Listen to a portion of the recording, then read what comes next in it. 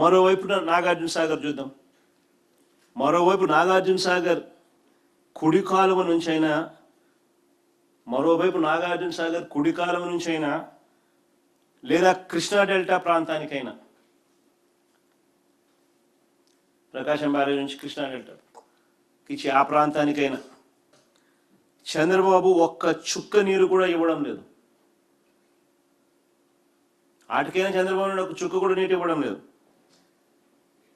ఎంత దారుణంగా వ్యవహరిస్తూ ఉన్నారంటే, మరో వంక నాగార్జున సాగర్ కింద పులిచింతల ప్రాజెక్టు, నాగార్జున సాగర్ కింద పులిచింతల ప్రాజెక్టు. ఈ ప్రాజెక్టు టోటల్గా ఆంధ్రప్రదేశ్కు సంబంధించిన ప్రాజెక్టు. ఈ పులిచింతల ప్రాజెక్టులో లెఫ్ట్ రైట్ సెంటర్ ఇల్లీగల్గా లిఫ్టులు పెడుతూ తెలంగాణ ప్రభుత్వం కన్స్ట్రక్షన్ చేస్తూ ఉన్నా కూడా చంద్రబాబు నాయుడు చోద్యం చూస్తూ ఉన్నాడు.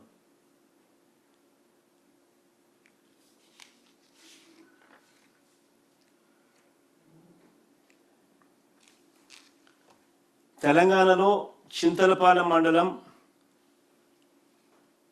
పాత వెలటూరు వద్ద పులిచింతల ప్రాజెక్టు బ్యాక్ వాటర్ నుంచి 8 టీఎంసీలు తరలించడానికి 1450 కోట్లతో చేపట్టిన మహాత్మా గాంధీ ఎత్తిపోతల పథకం పంప్ హౌస్ నిర్మాణం వేగంగా జరుగుతూ ఉంది.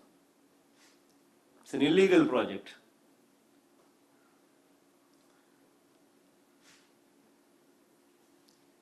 చంద్రబాబు నాయుడు చోద్యం చూస్తూ ఉన్నాడు. ఇది కాకుండా తెలంగాణలోనే చింతలపాలెం మండలంలో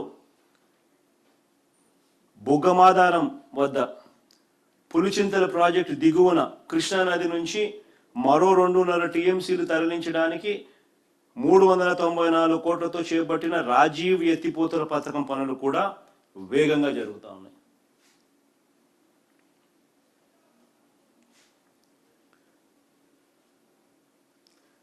పులిచింతల ప్రాజెక్టు ఉన్న కెపాసిటీ దాదాపుగా 40-45 టీఎంసీలు, ఏకంగా 10-10.5 టీఎంసీల దాకా ఇక్కడే కనపడతా ఉంది. లిఫ్ట్లు పెట్టి ఎత్తే కార్యక్రమం మనకల్లా ఎదుటే కనిపిస్తూ ఉంది. జరుగుతూ ఉన్నాయి పనులు. చంద్రబాబు నాయుడు చోద్యం చూస్తూ ఉన్నాడు. కనీసం మాటలు లేవు, అడిగింది లేదు.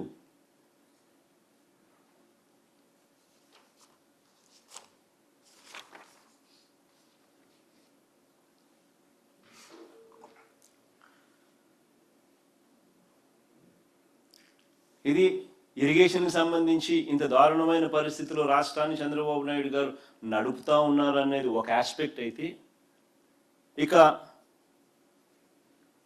ఇంత విపత్కర పరిస్థితులు కరువు వల్ల ఉన్నా కూడా చంద్రబాబు నాయుడు గారు రైతులను, రైతు కూలీలను, ప్రజలను ఆదుకుంటున్నాడా? అది లేదు. రైతులకు ఆర్థిక రక్షణగా ఉండే వైఎస్ఆర్ ఉచిత పంటల బీమాను రద్దు చేసి రైతులకు తీవ్రమైన అన్యాయం చేశాడు. ఇప్పుడు రైతులే ప్రీమియం భారాన్ని కట్టుకోవాల్సిన పరిస్థితి వచ్చింది.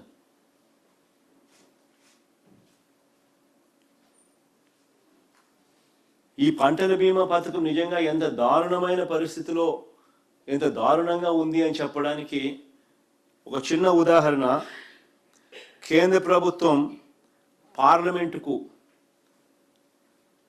లిఖితపూర్వకంగా ఇచ్చిన రిప్లై, ఒకసారి ఆ లిఖితపూర్వకంగా ఇచ్చిన రిప్లై ఒకసారి మీరు గమనించమని చెప్పి నేను కోరుతా ఉన్నా.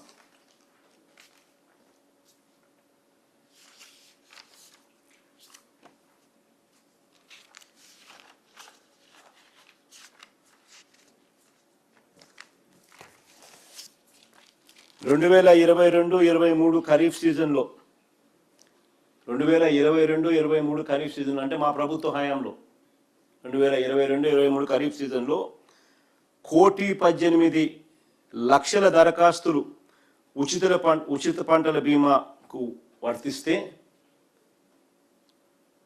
1,18,00,000 ఆంధ్రప్రదేశ్లో 1,18,00,000 దరఖాస్తులు ఉచిత పంటల బీమా వర్తిస్తే 2022-23 ఖరీఫ్ సీజన్లో ఈ 2026-27 ఖరీఫ్లో కేవలం 40 లక్షల దరఖాస్తులు మాత్రమే పంటల బీమా కిందికి వచ్చాయి. ఇది parliament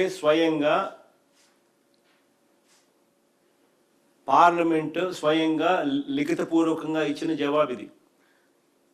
state wise and year wise details of number of farmer applications enrolled, area insured, and claims paid by the implementing insurance companies for Kharif and Rabi crops from 2018-19 to 2022-23 under PM FBY. As on 30/11/2023, Government of India replied to Parliament question on PM FBY. Dated 8/12/2023. పార్లమెంట్కి ఇచ్చిన reply. మరి నేను అడుగుతా ఉన్నా, 1,18,00,000 వాళ్ళు చెప్తా ఉన్నా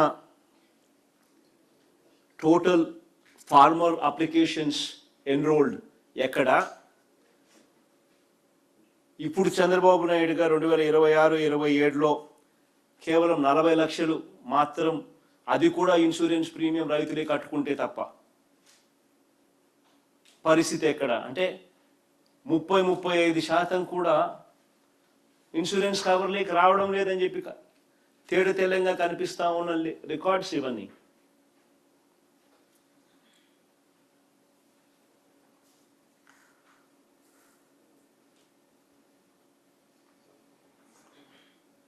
పైగా ఇంకా దారుణం ఏమిటి అని అంటే 2023-24 సంవత్సరానికి సంబంధించి, అంటే మా చివరి ఏడాది 2023-24కు సంబంధించి చంద్రబాబు నాయుడు గారు ప్రభుత్వం వచ్చిన తర్వాత 2024 జూలైలో ఇన్సూరెన్స్కు ప్రీమియం కట్టాల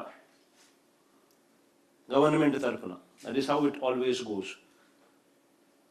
23-24 సంబంధించి 24 జూలైలో 23 ఖరీఫ్కు సంబంధించిన ప్రీమియం కట్టాలి. స్టేట్ గవర్నమెంట్ కడితే సెంట్రల్ గవర్నమెంట్ వాళ్ళ కాంట్రిబ్యూషన్ ఇచ్చి రైతుల తరఫున అండ్ రాష్ట్ర ప్రభుత్వం తరఫున రెండు ప్రీమియమ్స్ స్టేట్ గవర్నమెంట్ కడితే కేంద్ర ప్రభుత్వం వాళ్ళు ఇవ్వాల్సిన 1/3 పోర్షన్ వాళ్ళు ఇచ్చి ఇన్సూరెన్స్ కంపెనీలు రైతులకు ఇన్సూరెన్స్ ఇస్తాయి. చంద్రబాబు నాయుడు గారు ప్రభుత్వం వచ్చిన తర్వాత జూలైలో కట్టాల్సింది కట్టకపోవడం వల్ల ఏకంగా రైతులకు 3,000 కోట్ల రూపాయలు నష్టం జరిగింది. ఈయన 1,800 కోట్లు 1,100 కోట్లు ఈయన కట్టుంటే రైతులకు 3,000 కోట్లు వచ్చిండు.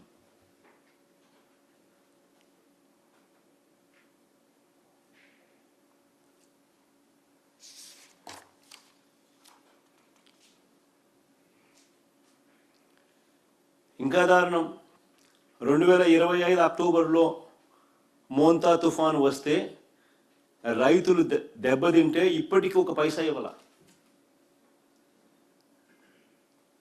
2025 అక్టోబర్లో మోంతా తుఫాను వస్తే రైతులకి ఇంతవరకు ఒక పైసా ఇవ్వాల. ఈ రకంగా ఉచిత పంటల బీమా నాశనం చేసినాడు. సీజన్ ముగిసేలోగానే ఇచ్చే ఇన్పుట్ సబ్సిడీని ఇవ్వకుండా ఆ పథకాన్ని నాశనం చేశాడు. ఈ క్రాప్ను నాశనం చేశాడు. రైతు భరోసా కేంద్రాలను నాశనం చేశాడు. అగ్రి ల్యాబ్స్ నిర్వీర్యం చేశాడు. ఈరోజు రాష్ట్రంలో ఏ పంటకు కూడా గిట్టుబాటు ధర లేని పరిస్థితి ఈరోజు తీసుకొచ్చినాడు చంద్రబాబు నాయుడు గారు గవర్నమెంట్లో. మా హయాంలో సీఎం యాప్ అని ఉండేది, continuous monitoring of agricultural price and procurement అని. ప్రతి ఆర్బీకే పరిధిలోనూ పోస్టులు డిస్ప్లే అయ్యేటివి గిట్టుబాటు ధరలు ఇవి అని.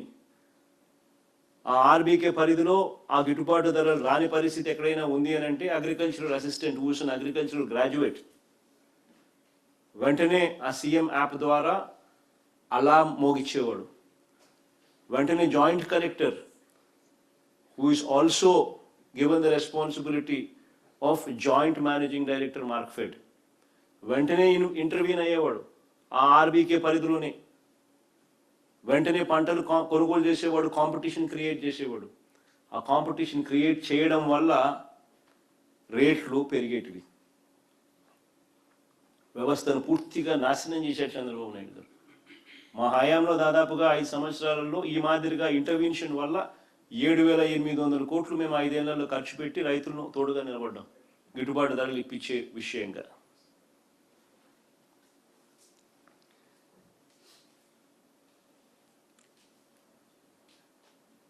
చివరికి రైతులకు 0 వడ్డీ పథకాన్ని కూడా చంద్రబాబు నాయుడు గారు రద్దు చేసినారు.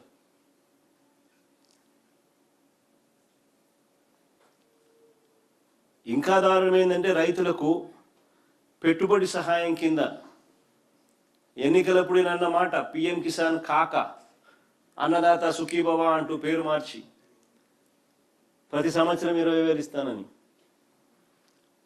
ఈ 3 ఏళ్లకు 60,000 ఇవ్వాలా, ఇచ్చింది కేవలం 19,000, 41,000 ఎగ్గొట్టాడు.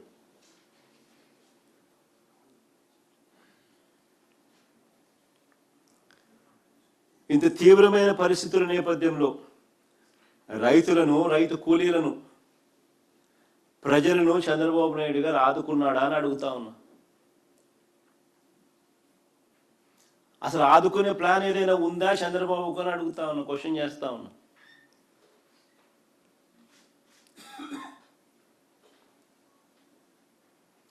చంద్రబాబు నాయుడు గారు ఎంతసేపు ఉన్నా కూడా మా పైన తప్పుడు ప్రచారాలు చేయడము, అబద్ధాలు చెప్పడము, టాపిక్లు డైవర్ట్ చేయడము, రెడ్ బుక్ను ఉపయోగించడము, వీటి మీద ధ్యాస పెడుతున్నాడే తప్ప కరువు సమయంలో ప్రజలను ఎలా ఆదుకుంటున్నాడో అన్న దాని మీద ధ్యాస లేదు. అన్న వాటి మీద కనీసం ఒక మాట చెప్పడం లేదు. చేసింది అంతకన్నా లేదు.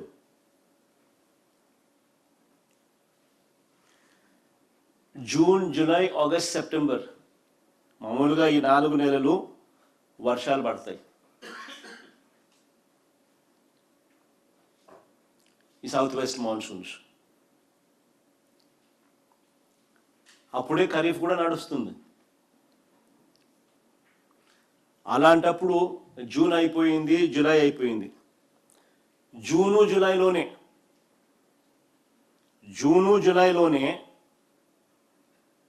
52% వర్షపాతం లోటు కనిపించింది. జూలైలోనే. జూన్లో 25% డెఫిసిట్, జూలైలో 68% డెఫిసిట్. జూన్లో -25, జూలైలో -68%. 2 నెలల యావరేజ్ చేసుకుంటే 52% డెఫిసిట్, -52%.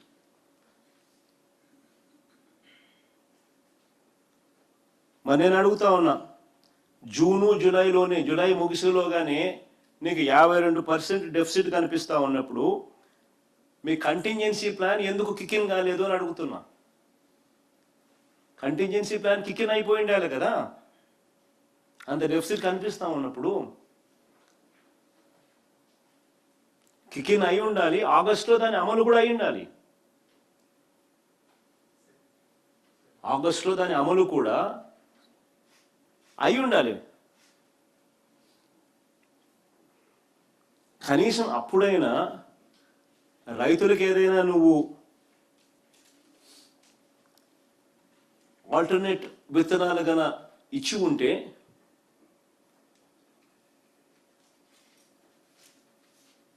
ఆగస్టులో కొద్దో గొప్ప కురిసే వర్షము, సెప్టెంబర్లో కొద్దో గొప్ప పడే వర్షంతో అట్లీస్ట్ ఆ రైతన్న కనీసము ఆల్టర్నేట్ క్రాప్స్తో కనీసం కొద్దో గొప్ప బాగుపడే పరిస్థితి అన్న ఉండేది.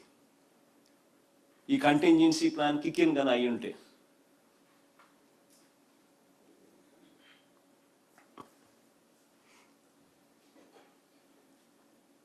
నేను అడుగుతా ఉన్నా, ఎంతమందికి మీరు ఉచిత విత్తనాలు ఇచ్చినారని అడుగుతా ఉన్నా.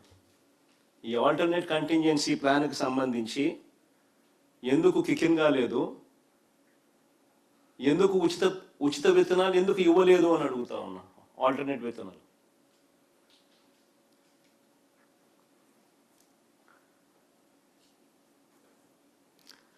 అలసందలు, ఉలవలు, నువ్వులు, మినుములు, పెసులు, జొన్నలు, సజ్జలు, ఇటువంటివన్నీ ఆల్టర్నేటివ్ విత్తనాలు ఎందుకు ఇవ్వలేదు?